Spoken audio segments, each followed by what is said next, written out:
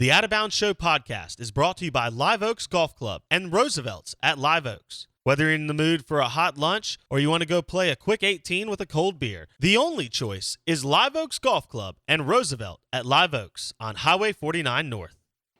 From high-flying touchdowns to bone-crushing hits, There's only one show that brings you the best performances from Mississippi high school football. It's almost game time. We gotta go.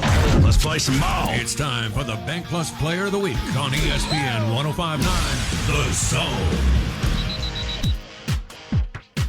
Man, it's high school guru time. Friday Night Lights, Bank Plus, Mississippi High School Player of the Week. Bank Plus, it's more than a name, it's a promise. Heavily involved in Mississippi high school sports. We're happy to do this throughout the season. We will have a Player of the Year later on. And guess what? Some weeks, because we can do this, we will have two Players of the Week. And we have that for the first time this year, this week. We've got a repeat winner, and then we've got another young man who had a phenomenal Friday night.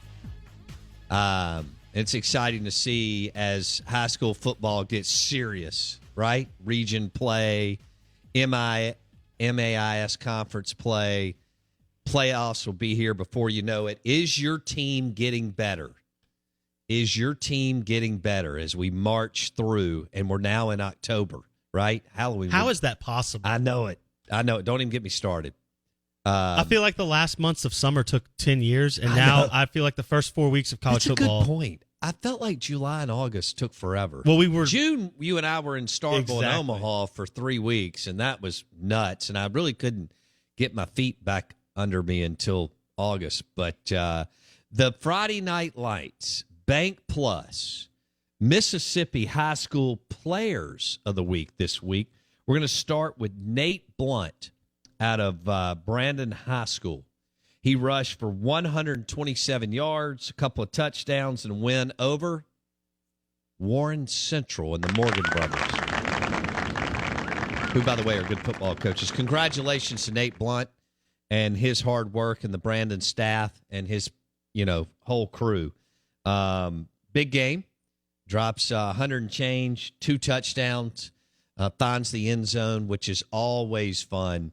And so one of our 2 Friday Night Lights, Bank Plus, Mississippi High School Player of the Week, Nate Blunt out of Brandon High School. Number 2 is a repeat winner. We're not going to do this unless it's something that just you can't ignore.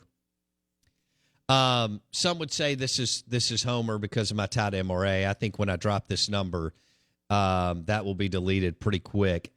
And also the Friday Night Lights, Bank Plus, Mississippi High School Player of the Week is Davis Dalton, wide receiver at MRA, who had 14 catches.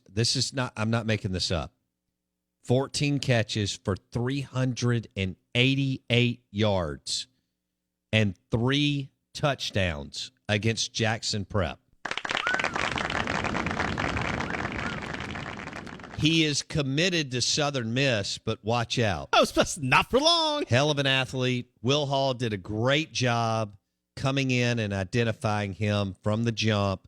He also starts for DeWeese in basketball.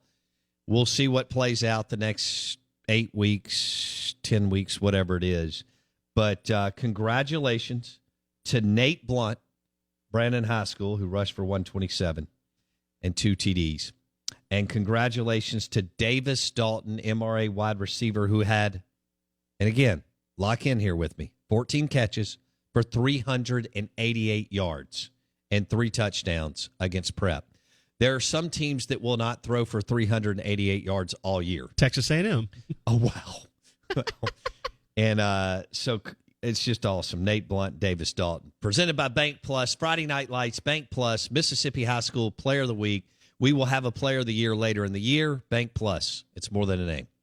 It is a promise. Dude, 400 yards receiving almost. That's pretty wild. That's wild. That's That's tough to wrap your That's brain crazy. around. Yeah, and only on 13 catches. So, I mean, he's averaging like 30-something yards a catch almost, it seems like. That's crazy. Oh, my goodness. Yeah, that's nuts. So, I wish we had done that when I was in high school. Yeah, well. Not they're that I was doing it. fast enough to catch anything, but still. And, MRA took some hits early because of their schedule. And But that's like when the G5, that's like when you're Coastal Carolina and you play like South Carolina and Clemson to start your year, and then you go 8-0 in your conference because just because you lost by 35 to 2 Power 5 teams right. doesn't mean you're not the best in your division. It's kind of like what MRA did. They went and played teams that were a level or two above them, talent-wise and maybe resource-wise with different things that they do, and that gives you the perception that maybe they're not as good, but now that they're playing teams that are at their level, all of a sudden that talent gap isn't there anymore. Well, and I think they would love to have, in about another 3 or 4 weeks, if they keep progressing, they may want to have that Oakland game back. But anyway, you're right. I agree with you.